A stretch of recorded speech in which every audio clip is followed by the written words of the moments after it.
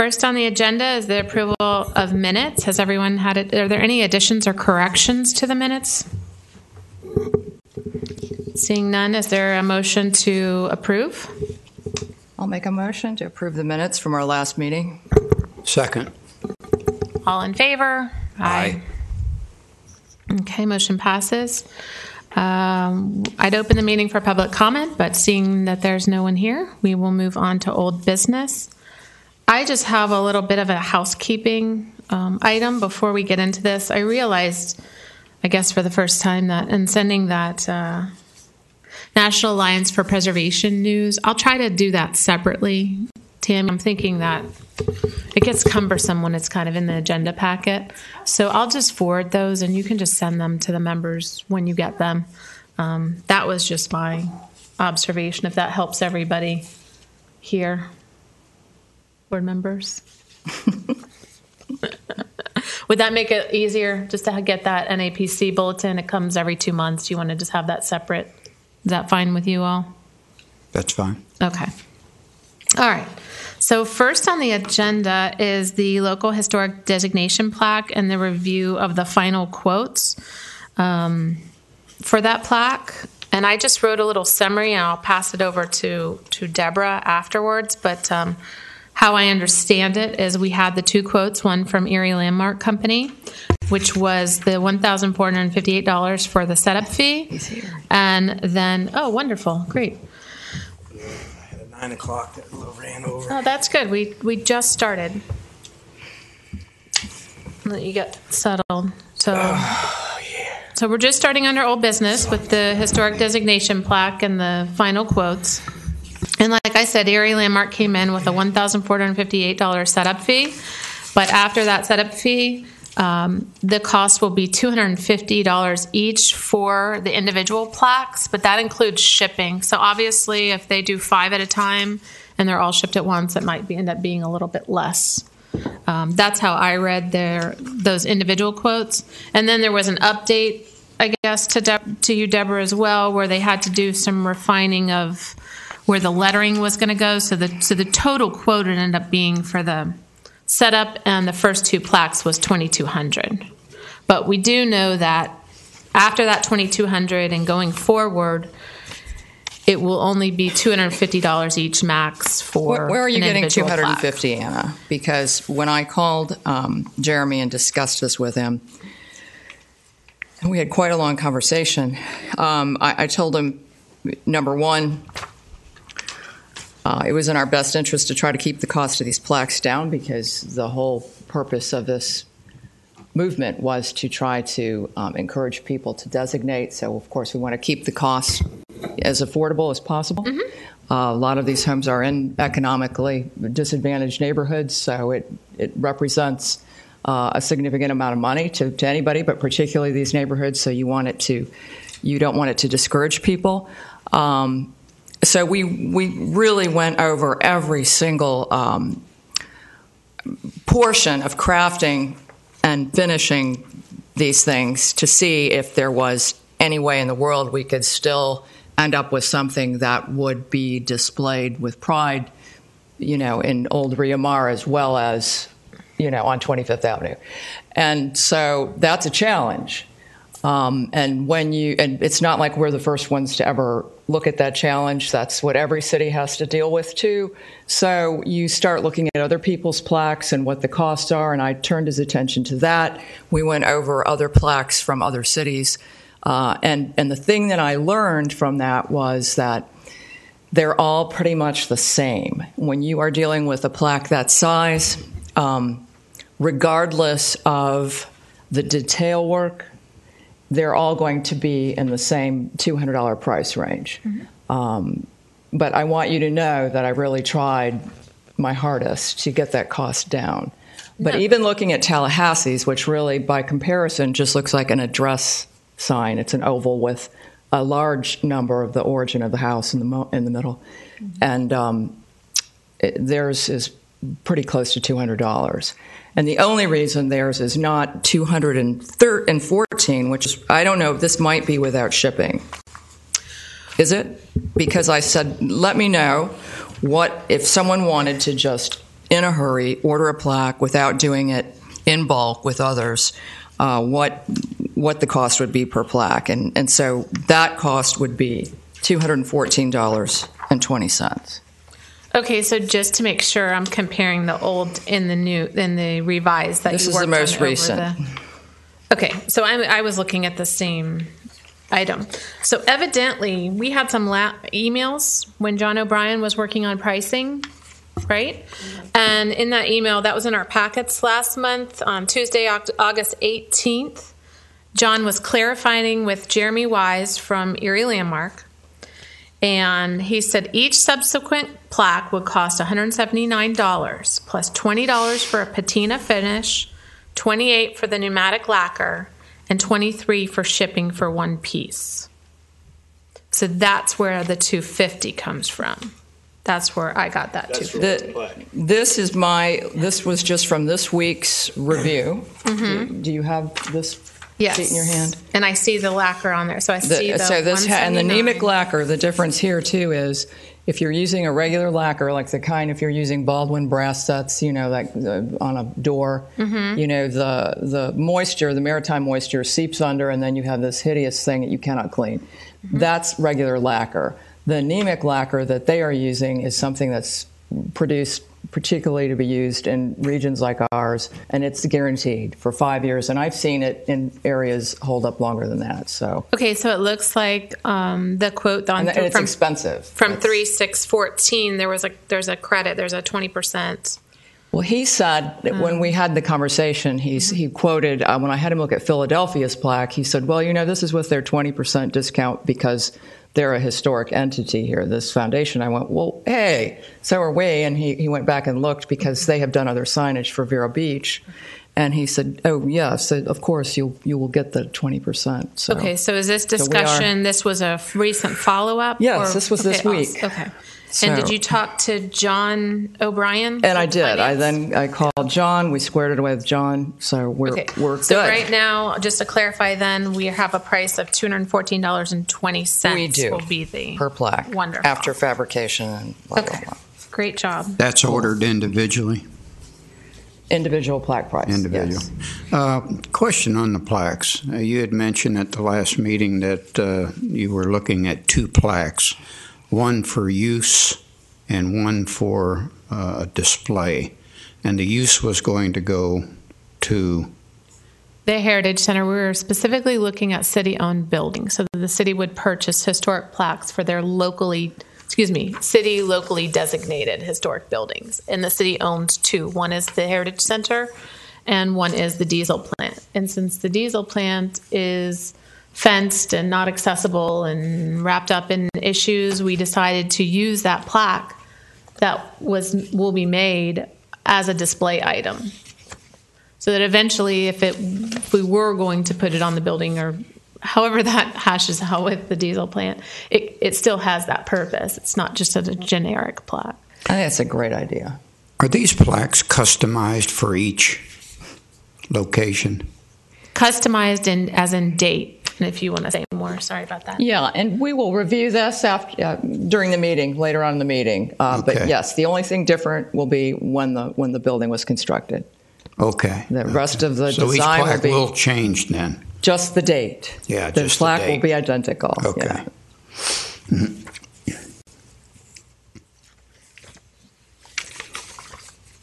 Okay. And so that is versus, those costs are versus the quote that we got from Impact Signs, which from the documentation we had at the last meeting, I found looks like their quote was for setup and one plaque, $1,153, and each subsequent plaque would cost $521, which included shipping. And that's out of sight. That's so. Yeah, I can't imagine being a historic homeowner and having to, and them wanting or willing to pay the $521. So those are just the clarifications from our last meeting on what the 2 quotes are, and we all just need to decide if we want to move go ahead and move forward with one of those vendors. And we will, as we were told by Tammy, just as a reminder, once they make their prototype, it can come back to us for a final approval before they're actually fabricated. Depending on, once we make the choice on a vendor. Would you like a motion? Yes. I would like to make a motion to approve the proposal from Erie Landmark Company and encourage us to go ahead with the process of creating our first historic designation plaque. Is there a second? Second. All in favor? Aye. Aye. Aye. Motion passes. Thank you, Anna. Thank Question you for all after your the work. fact, did we ever get a rendering of it that was I have one, a honey. little bit more distinguishable than the black and white that we had? You have that other one? Well, I have others. He'll get the idea after. Let's move on. Okay. Thank you. You think you might have it for him after the meeting? Is that what you're saying? It was my impression Via that we Tammy. were going to do that in Members Matter. Okay, that's what I wanted to clarify. Perfect. Wonderful. Okay. Okay. Moving on, we'll touch on the Historic Preservation Program brochure and website changes, which is the next agenda item. Obviously, Deborah Daig's not here, and she was kind of leading that project with the brochure. So if you all had a chance to review and want to provide some more comments, for Deborah, at least she could get those as she works on this brochure going forward. Or we can postpone it till maybe the end of our next meeting after the presentation for further discussion. Does anyone have any comments that they'd like to share? I think we should say Jim instead of Jewel. Okay. Gem, yes. Jim. Gem. G-E-M. And I I mean, had I think it just sounds better, a historic gem than a historic jewel. I just had a broad comment rather than getting into too many details right now. And that was, I feel like a lot of this verbiage could be a couple pieces of literature. I am in favor of doing more of a rack card type, what I want to say, brochure at first. Just something that could be placed at the Historical Society or the Heritage Center or Main Street or even the Chamber, that just briefly talks about the local designation, like a teaser almost, and briefly talks about the designation process and mentions the benefits. So that would be my overall comment. And I will definitely work on some of the minor changes. We can submit those to everybody over the next month, and then that'll give Deborah some more feedback unless you have something else you want to share today. Just really minor nitpicking, if you will, in the first paragraph. Vero Beach is an historic. I wonder if that should be a. Okay. It's an historic. It's Ann. It is. Yeah, because For it's sure. an H. It's Ann. Yeah, that's. But that I haven't had a chance to look at any of this yet, so I'd Okay. like to just table this till next time. We will. We'll postpone. We'll postpone till the next meeting. But just keep in mind, you can submit comments to Tammy on the brochure, and she'll get those out to all of us. Cool. Okay. The third item under old business, I just wanted to bring up the Cultural Arts Village charrette, which had great attendance. There were about 125, maybe more people there that day. And a couple things I found relevant to what we've been talking about and a couple of the ideas that came out of the charrette for the Edgewood for the Edgewood neighborhood, the Edgewood Arts Village, is they talked about street name signage and perhaps going back to some of the old names. That was one of the ideas that did come out of the charrette that I thought was interesting since we've been talking about it. And I wanted to update all of you too. I did follow up with the Osceola Park as far as where they stood in moving forward with the street signage and going back to the old names. And that was staff here is waiting on, there was a piece of artwork that was going to go into the signage. If you remember the sign, that template that Monty showed us had kind of a half circle at the top. And so staff here is just waiting on that logo for the neighborhood, that design. So that's where they are, and the neighborhood is still working on that concept. So. Are those signs not only going to contain the historic name of that particular street, let's say, but also the present name? Yes. Okay. Yes, they would have to have both. Right. Okay.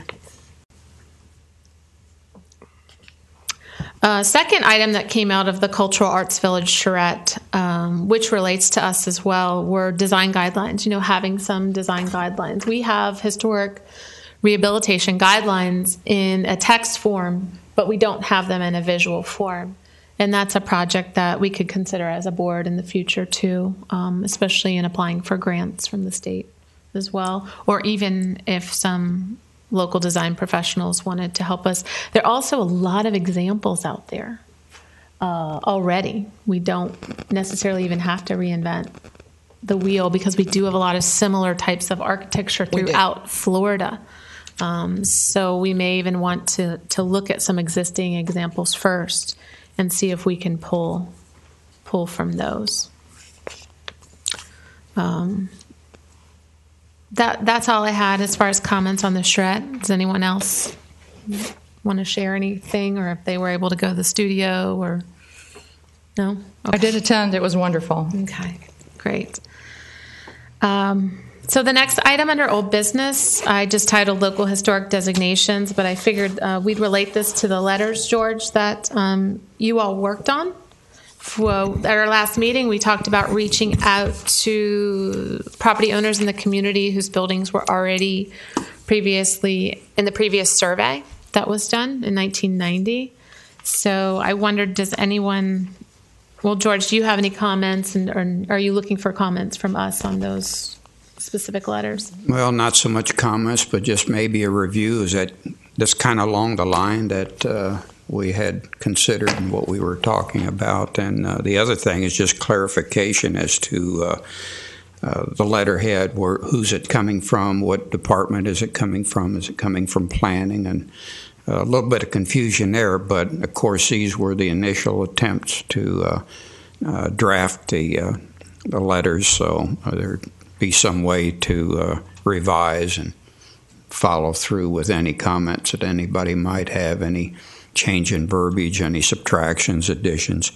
We did the two different letters. One, of course, was for the one, I think, for the 4 or 5 people that had already previously indicated some interest, and we wanted to, the idea was to address them separately, as the verbiage of the letter would be a little bit different. So one would be specifically targeted to them. The other would be targeted to, I think there was 80 or 90 other historic properties that had been identified in the 1990 survey. Does anyone have any comments on letters? We don't have them before us, do we? Yes, they were emailed out previously. George, I have a few comments, and I can either go over them now, or are we able to submit them after, or is it better to do it at this meeting? Probably better to do it in an open meeting. Okay. Hopefully constructive comments. They have them, yeah. I think this is, in my opinion, this is along the lines of what we're trying to do. I think there were just some terminology that I can probably help clarify. She has them now. You have copies of the letters, right? I just received them. Okay. So these would be my comments. I'm visualizing. Pardon me? Can we wait a minute then? I really haven't even read it. So. Because I just need to look at it.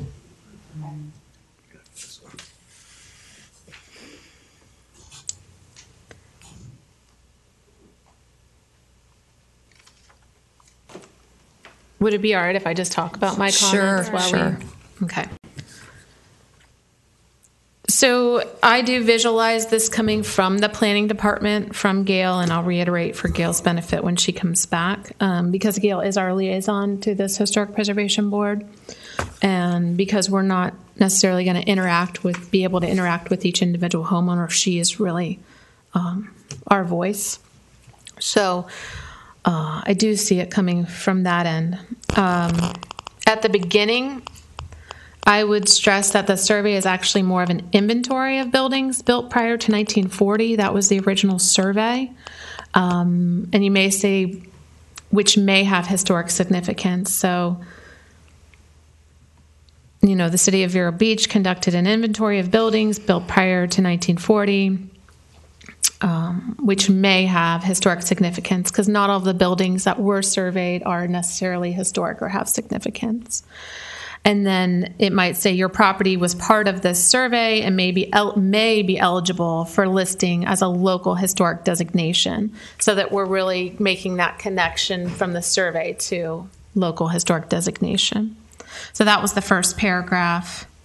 And then the third paragraph in the second to last sentence, I see that you get into the tax exemption and the benefit. I think that's great. When it says the City of Vero Beach City Council is authorized to allow tax exemption for the restoration, that's fine. But you want to get rid of, I suggest getting rid of renovation and just leave it as or historic rehabilitation of you have to repeat it again, historic properties, or rehabilitation of historic properties is fine. Don't add that historic again.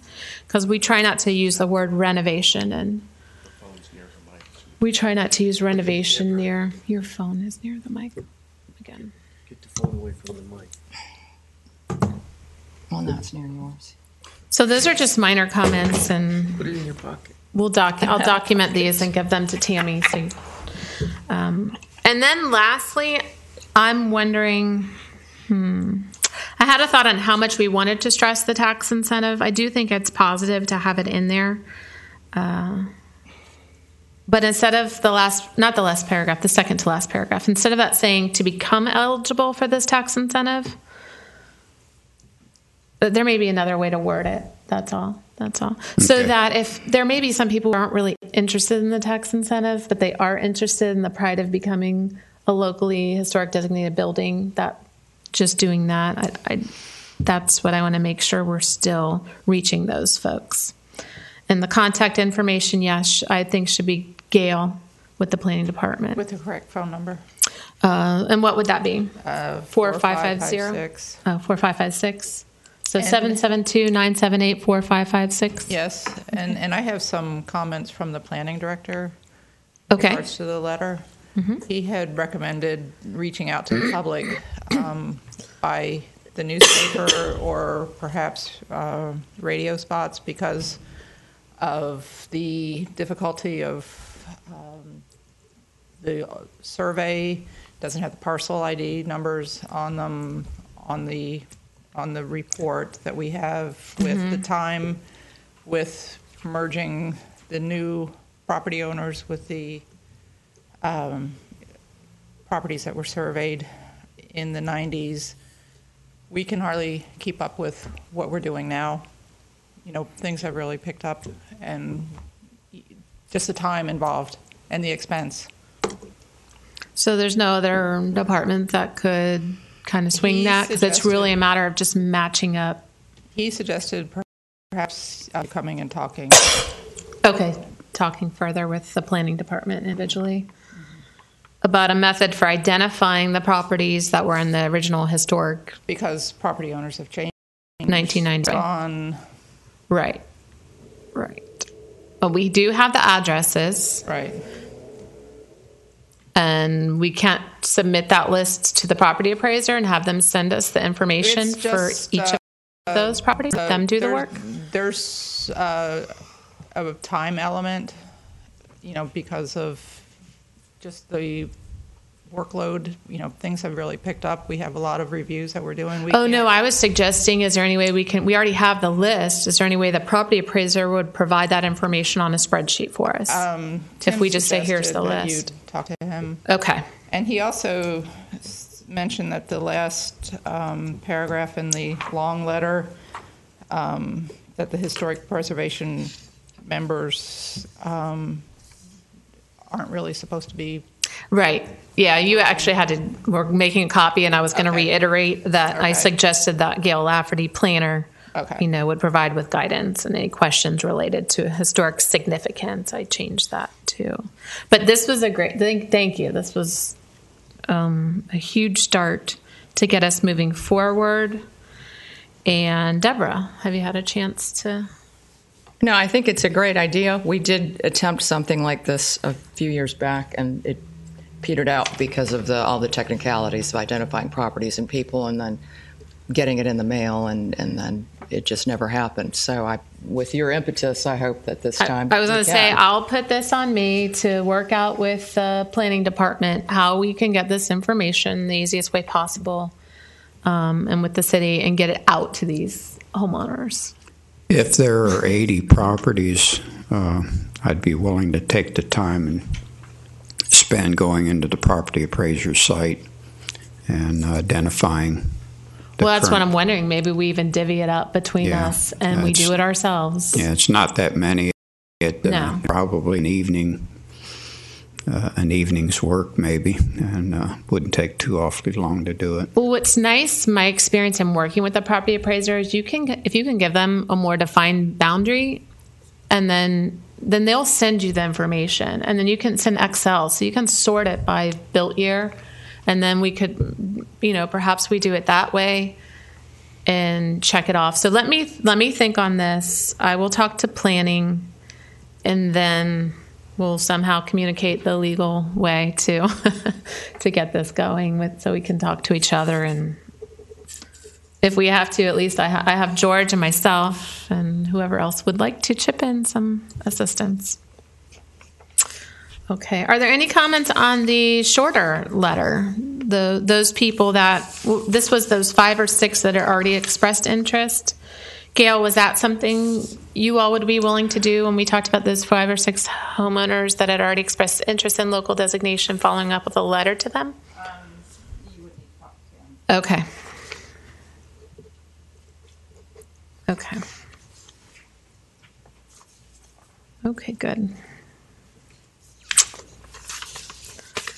All right, moving on to new business. Does anyone have any items? Okay. Seeing none, Gail, do you have anything else under planning and development I matters? just wanted to mention that Michael Zimney is planning on doing CLG training programs starting January 2016 on site with different topics, and I had contacted him, told him that we would be interested in participating, so just waiting back for additional information from him. Mm-hmm. That's great. And just for everyone's benefit, so Michael Zimney is our certified local government state coordinator. He works up in Tallahassee for the Bureau of Historic Preservation. And was it last year we went to those free trainings in certified local governments, or 2 years ago? I think 2 years ago.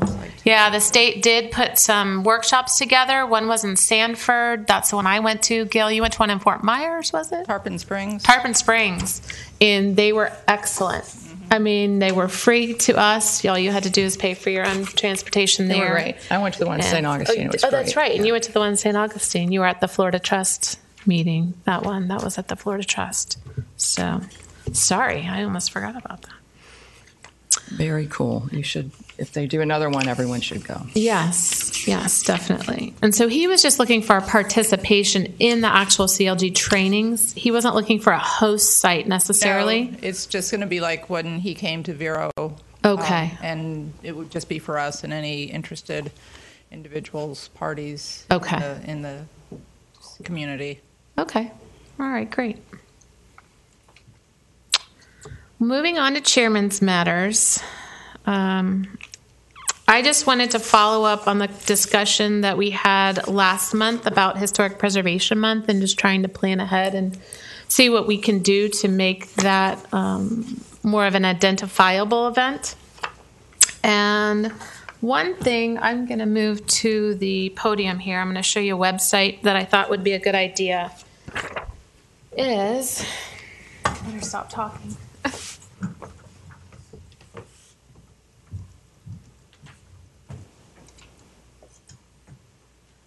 I don't know how many of you have heard of the This Place Matters campaign.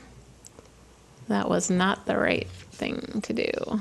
He told me to maximize it. There we go. Okay, so it should be on your screens too. Is it showing? Okay, well, the National Trust for Historic Preservation started this campaign of This Place Matters. It's been going on for a couple years now. And it's just a great way that we can use social media to demonstrate how much we care about our historic places and how meaningful they are to us. And this is obviously in Washington, D.C., a group in San Francisco. They're starting to look at even preserving legacy businesses there. But they'll give you some signage. And even if we did a picture all together, at our regular meeting, perhaps in May, I was even thinking outside City Hall, just to give you a little heads up. We have a couple folks in the city, Tammy and Peggy, working on the history of City Hall. I know it's a 1960s era building that's mid-century modern, and that might be something to consider doing since we'll all be together anyway. We could hold a sign, have someone take a photo, and then it could be shared. Raising awareness about the historic significance of this building, but just in general. Or we could come up with some other ideas as well, opening it up to you all. But these are some examples of different communities that, there it is in Spanish. They're using this signage, and you can come up with your own signage. For instance, for this building that obviously needs a lot of help, but it's a marketing campaign to help raise awareness, and that's what we're trying to do in our community too, is to stress the importance of preserving our historic resources. So I just wanted to bring that up. Let me minimize this.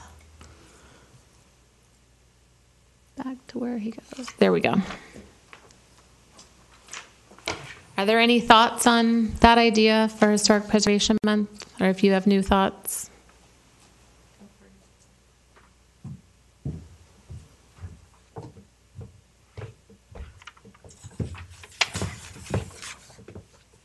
Any positives, negatives, anything? I think it's a great idea. I'm sorry. It's okay. I'm just trying to figure out how to move ahead. And I hope it happens. I think it's a great idea. Well, I think that's something we could easily do.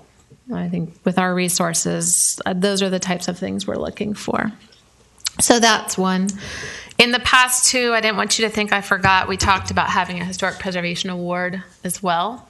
So I'm going to work on that and try to find that this month so that we could do a call out for nominations by early, let's say, early January, February. And I'll get with Tammy on that because she gave us a lot of information about how they previously did awards here, if that sounds good. And just open to any ideas, any more ideas for Historic Preservation Month.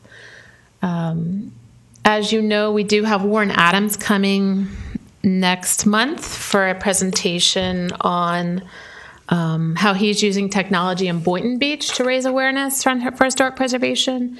And we did work out I'll pass this out to you. This is a little press release we did for Warren. I wrote on that one. For Warren's upcoming visit.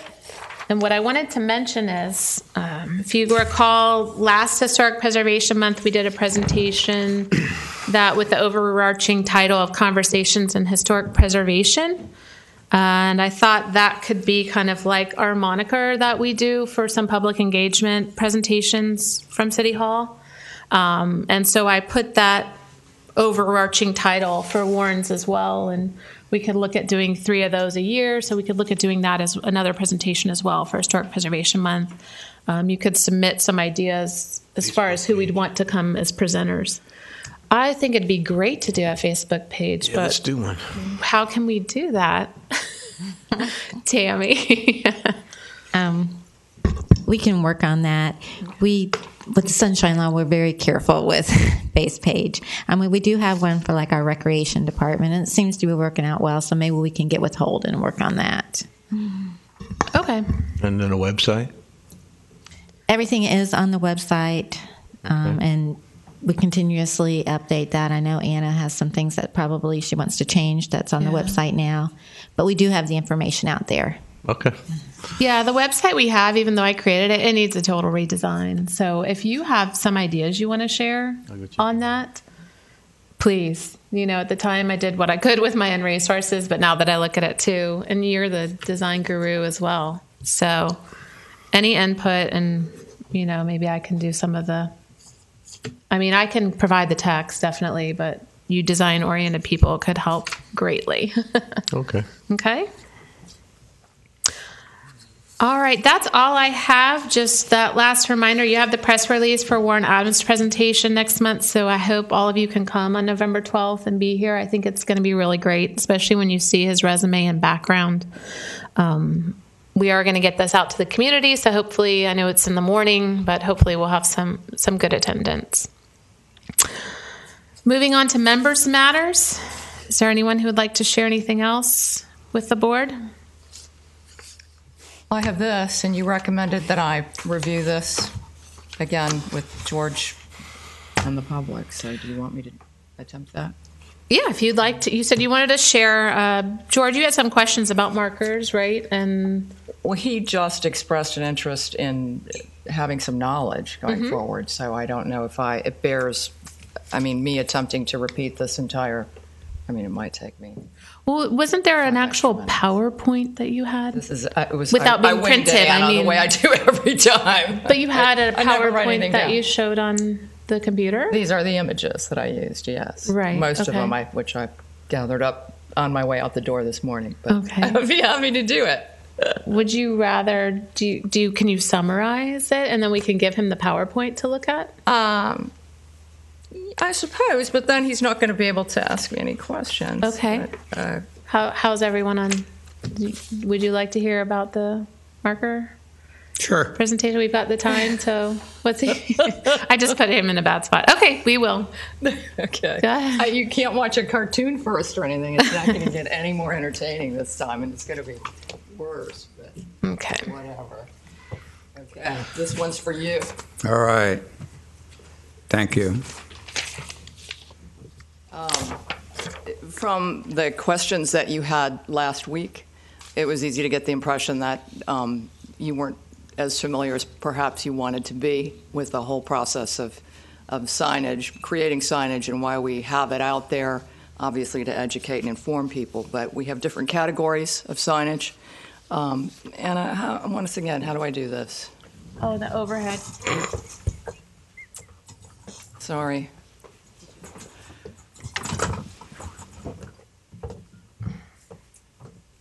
Do you have this in a PowerPoint? It's in my head. It's in. We hope. Well, the slides are in a PowerPoint. Yeah. But this is precisely how I did it last time because I had equipment failure. So one of our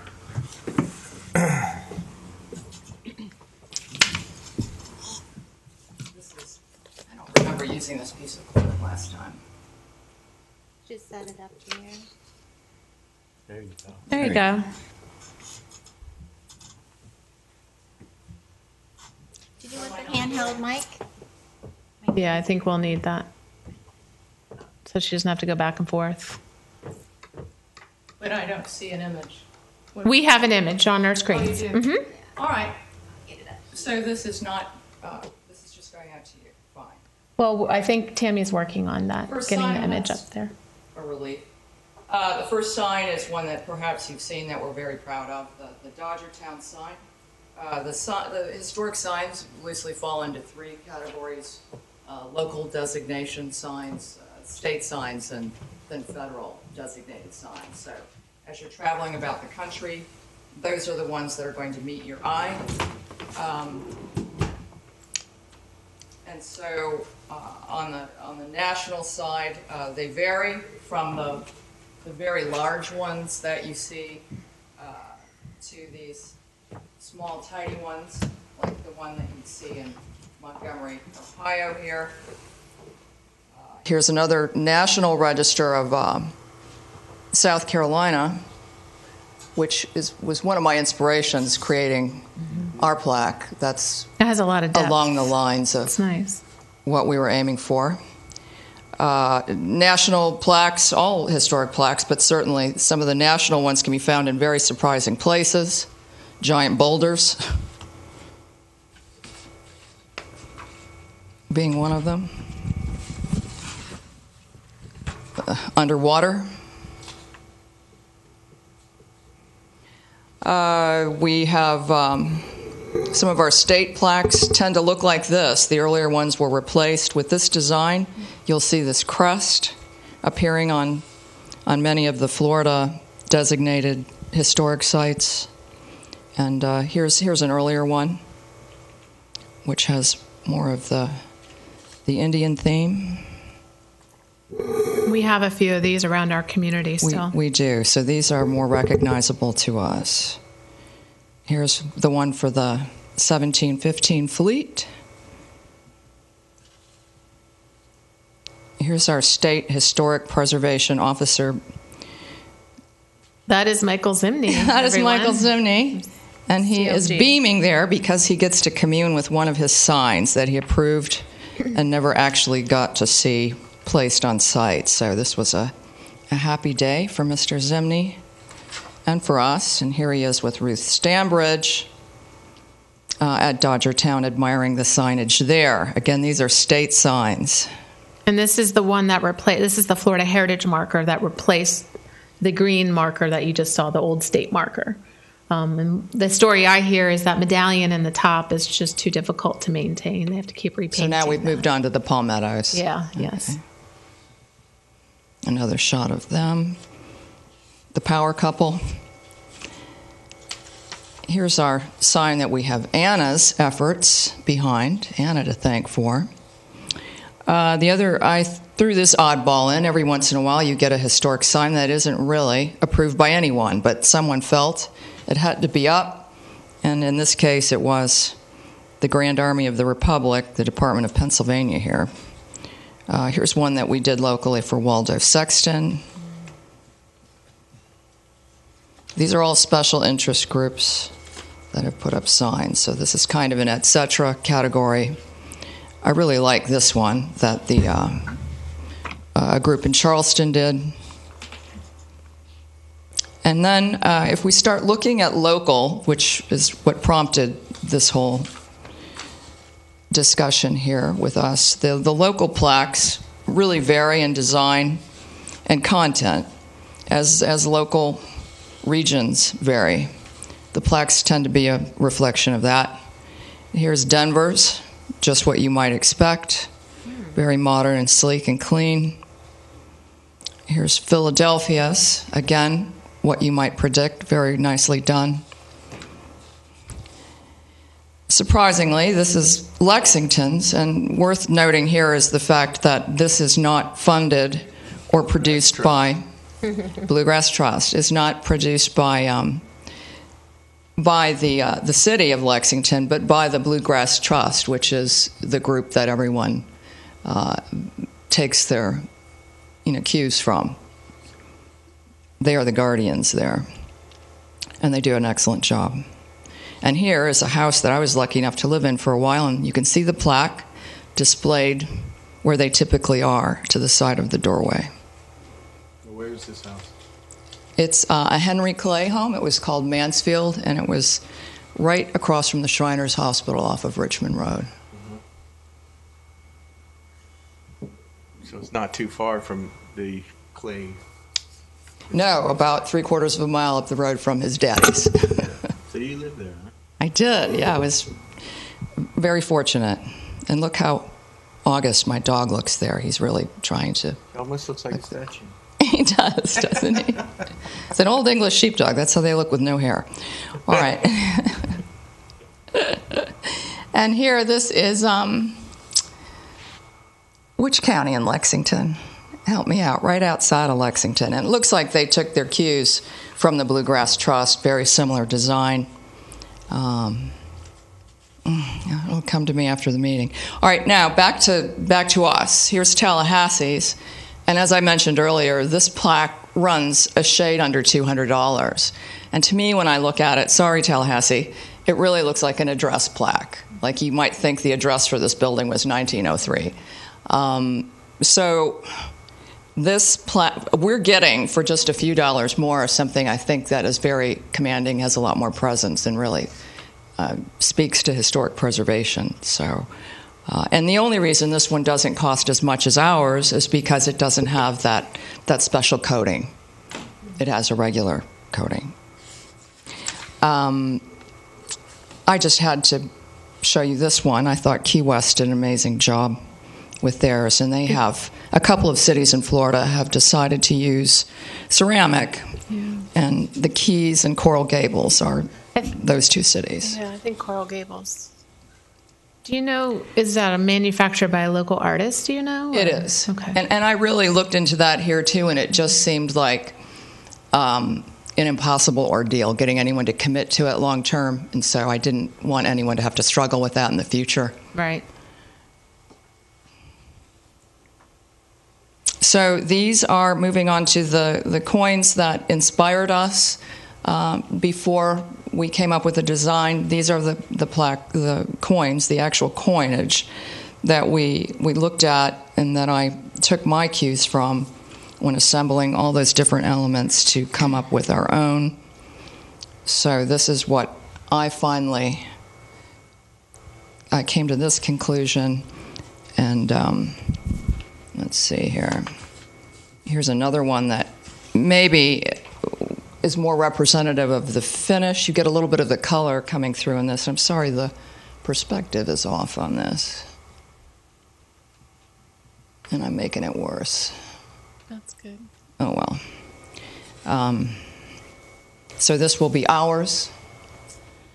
And it will be...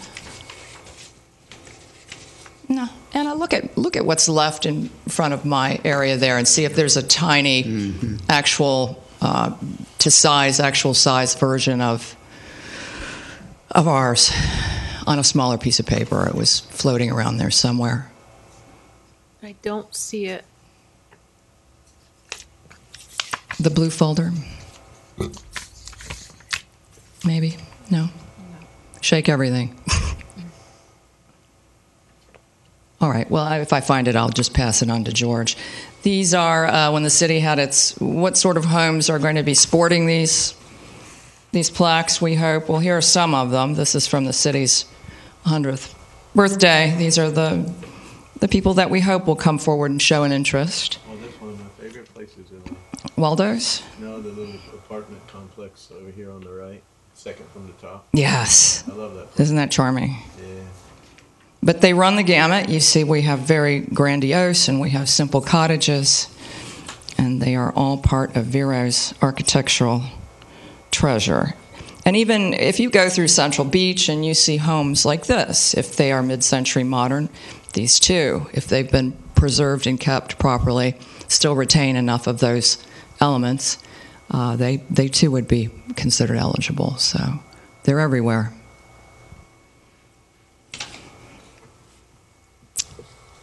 Thank you. Questions? No, thank you. That was a great Super. revisit, especially. Okay, good. Super job. All right, Yeah. thank you. Thanks. Okay, does anyone else, do any of the other members have anything they want to share with us? Okay, if not, we can adjourn. Thank you, everyone. So move.